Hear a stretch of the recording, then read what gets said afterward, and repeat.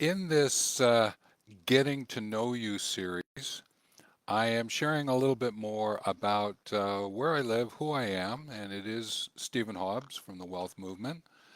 And I thought I would take a look at destinations. People are asking me about where I live, and I thought that I would use a lens of destinations to give you some insights into what I see as I go out each day walking with nature. To be able to set this up, what you have to understand is that I am living on a ravine edge, and therefore the window of my office looks out over that ravine. More importantly, the horizon line brings forth the eastern slopes of the Rocky Mountains, which is a great destination. You can get to it. It's about 45 minutes to 60 minutes away from where I am. And a lot of people ask me about that. And I can certainly share more about that possibly on another video. But what I wanted to do was to bring you back to my office. And therefore, if you're looking at the silhouette of the Rocky Mountains, I'm bringing you back over the fields and rolling hills. And as you approach the town site, it just starts to come into view. You can see the basic town site. And what you're going to be doing is coming up the Big Hill Creek. You'll find yourself passing by the Cochrane Ranch House, and then that brings you up more towards where I live at the bottom of the ravine. And then I just have you come up the ravine on one of the paths that are available, and you end up finding me sitting in my chair looking at that scene that I have just brought you back to where I am. And this is a glorious place to live.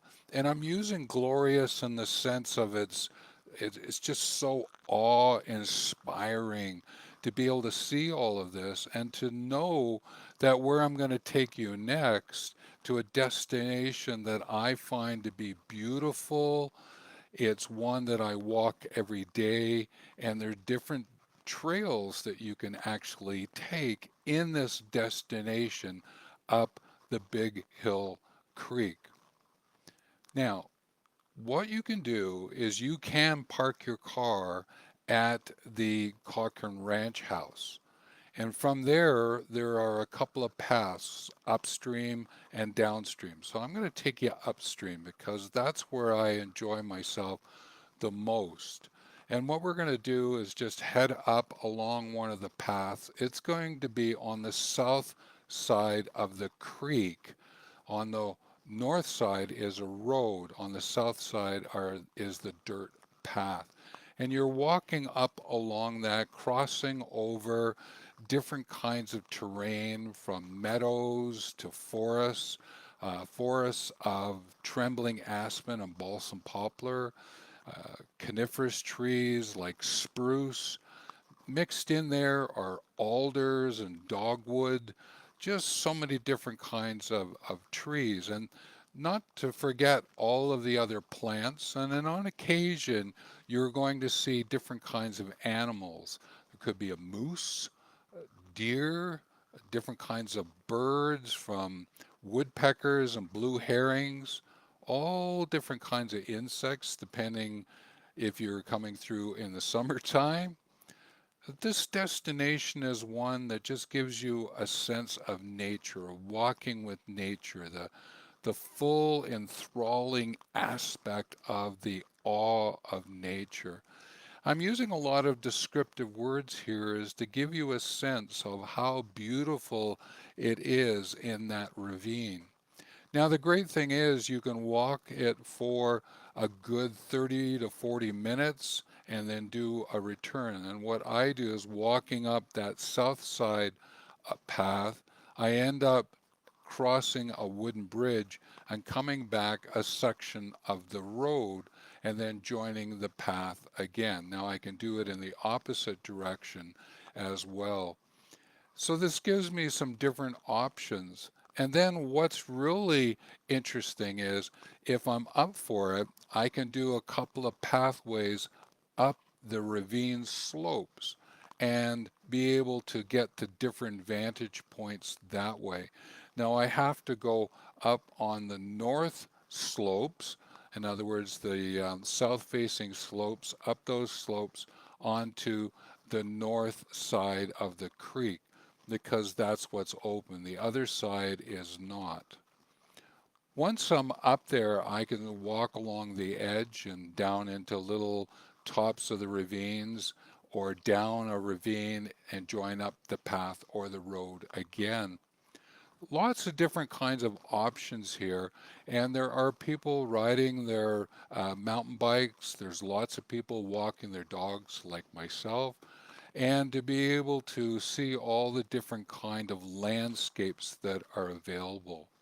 Now, I just took you upstream, but there are pathways downstream. It has a little bit more of a human-made feeling where the upper part still has that organic nature feeling to it. So again, depending on what you want to access, you have that availability. And therefore, you could consider this a destination.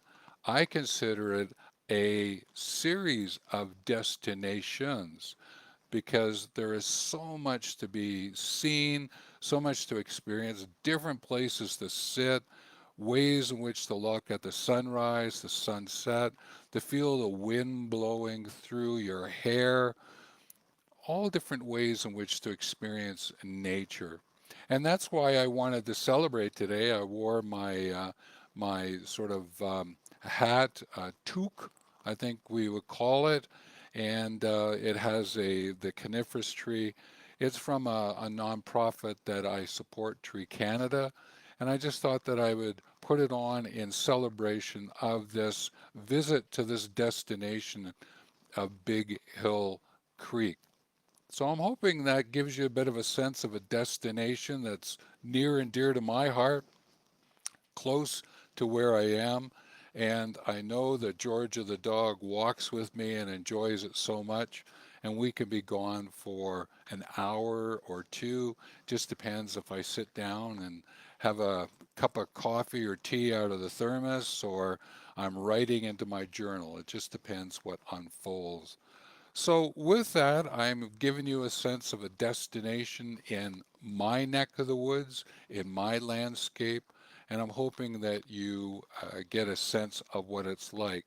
Now, you can always pop over to my YouTube channel if that's of help. I shoot shorts, those are less than 1 minute long, and I have done different kinds of videos, and then I've shot a couple of long videos of the trails.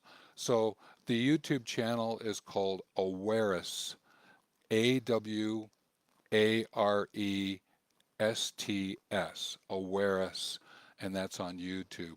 It's a great place to go pick up some ideas about walking with nature and gives you a bit more detail if you find yourself interested in the trails that I'm just mentioned. So with that, as always, take care and we'll see you again on another video.